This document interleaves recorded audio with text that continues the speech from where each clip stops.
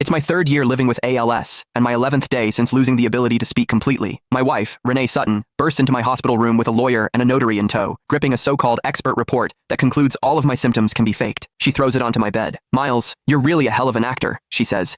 "You had me fooled for 3 years. Today, you're finally going to tell the truth." I look at her and open my mouth, but no sound comes out. She shoves a divorce agreement in front of me. "Sign it. Admit you faked your illness to swindle marital assets. You're not walking away with a single cent." I look down at the pen, then at my right hand, lying motionless on the sheet. Her eyes hold nothing but a cold sneer. "Still faking? Fine. Keep faking. Back then, you told me you didn't love me anymore, and I believed you. You said you wanted to marry that older woman, and I believed that too. Now you've circled back and landed flat on your back, needing someone to take care of you. Did you really think I'd go soft on you again?" A nurse rushes in from the hallway and forces a writing board into my stiff left hand. "Ms. Sutton, he had a tracheotomy just yesterday. This board is the only way he can speak." Renee stares at the board. Her expression slowly shifts as she lowers her head to look. Scrawled across it, in 2 shaky words, is my answer. I pour the last of my strength into every stroke. "I'm sorry." Renee Sutton stared at the 2 words scrawled on the writing board. Her eyes moved between the handwriting and my face for 5 long seconds. Then, she snatched the board out of my hand and smashed it against the wall. The plastic cracked and clattered to the floor. "Tracheotomy?" She turned sharply to the nurse. "How much did Miles pay you to help him keep up the act?" The nurse took a step back. "Ms. Sutton, this is a medical diagnosis. His vitals show—" "Get out." The lawyer behind Renee stepped forward, pulled the door open, and gestured for the nurse to leave. A bodyguard outside the door pulled her out by force, slamming the door behind her. Renee walked to the right side of the bed. She picked up the divorce agreement and pushed the pen into my right hand. My fingers were locked stiff, unable to close around it. The pen rolled off the back of my hand and hit the floor.